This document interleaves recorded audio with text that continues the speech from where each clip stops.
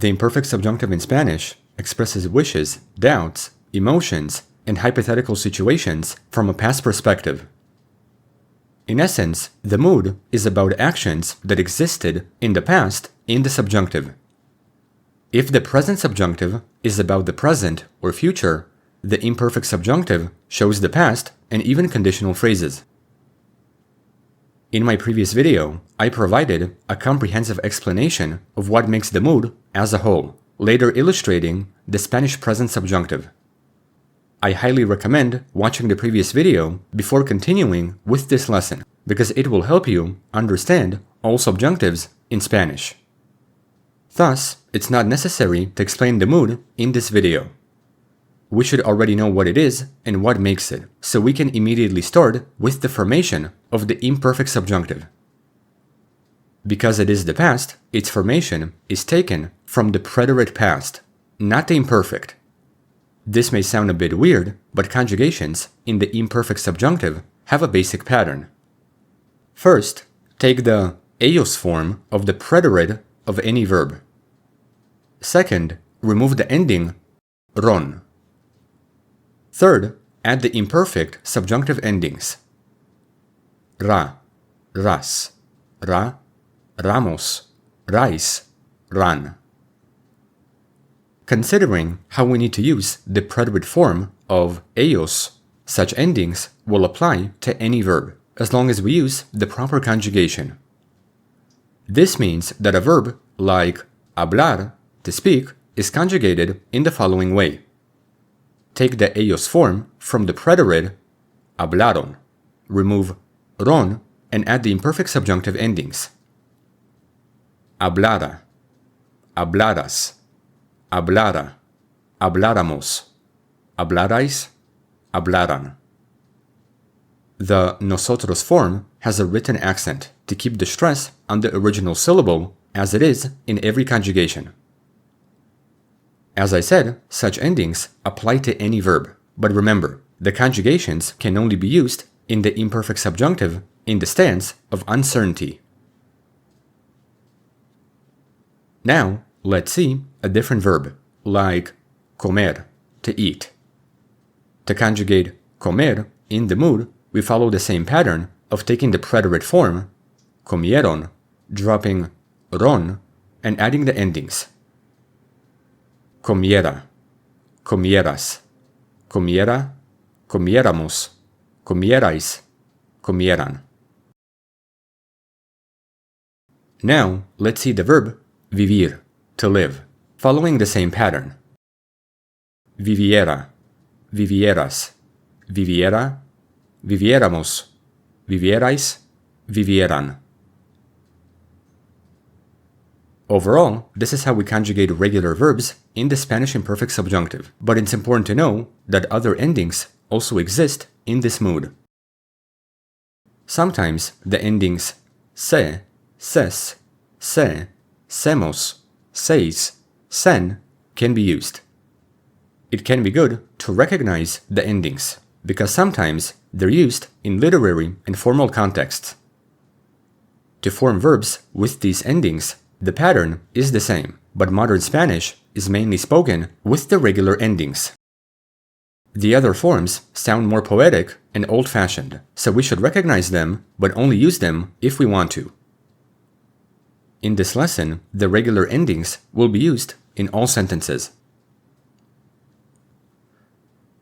After learning regular conjugations, it's now important to see irregular verbs in the mood.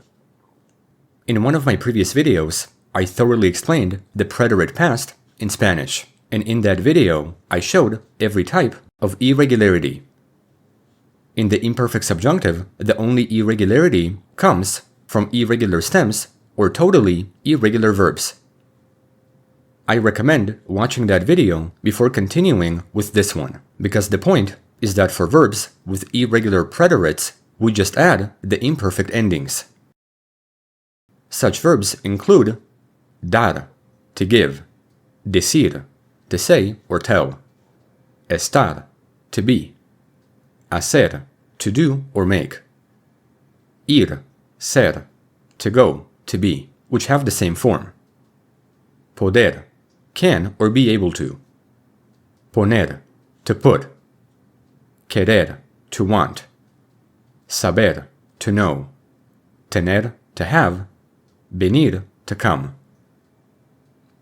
This is a list of the most common irregular verbs in the imperfect subjunctive, so it's good to know their formation. At the same time, Spanish has verbs that are stem changing, having spelling changes, and they also follow the same pattern by keeping the irregularity that they have in the preterite. Such verbs include preferir, to prefer, repetir, to repeat, dormir, to sleep, conducir, to drive, creer, to believe, and oír, to hear. All of these conjugations maintain the irregularity that they have in the preterite form, so that's how irregular verbs are conjugated in the imperfect subjunctive. Now, we can finally see when to use the mood in Spanish, and similarly, it has the same triggers as the present subjunctive, with other uses to come. First, we have to understand that this mood usually appears when the main verb is in the imperfect past or conditional, and that the sentence expresses desire, emotion, doubt, or any other possibility that is uncertain. The most common use is desire and wishes. Quería que vinieras ayer. Esperaba que estuvieras aquí esta mañana. Another trigger is emotion. Me alegraba que pudieras venir cada semana. Temía que llegaran tarde anoche. Another trigger is doubt. Dudaba que él supiera la verdad entonces. No creía que hiciera frío esa noche. Another trigger is impersonal expressions. Era importante que estudiáramos antes del examen. Era mejor que salieran temprano ayer. Just like the present subjunctive, the mood is also seen with time expressions, like cuando, hasta que, antes de que. These words matter because they express the future from a past perspective, which is uncertain, like saying, te llamaría cuando llegara. Esperaron hasta que terminara la película. Salimos antes de que empezara a llover.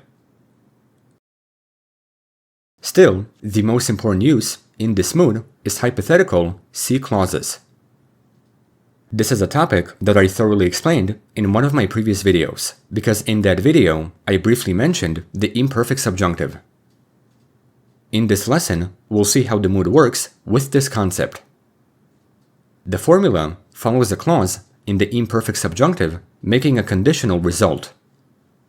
The C clause is subjunctive because it's hypothetical, and as we know from the mood, the subjunctive is about possibility and uncertainty, which includes hypothetical situations.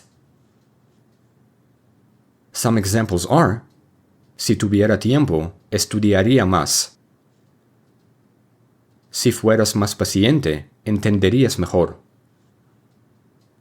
Si pudiéramos viajar mañana, iríamos a España.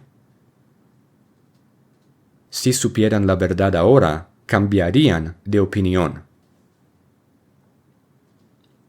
At last, the final use of this mood is politeness, which softens Spanish speech. This way of speaking is very common, so the imperfect subjunctive creates a light mood that makes sentences less intense. Some examples are, quisiera hablar con usted un momento. Me gustaría que me ayudara mañana. Quisiera saber si es posible.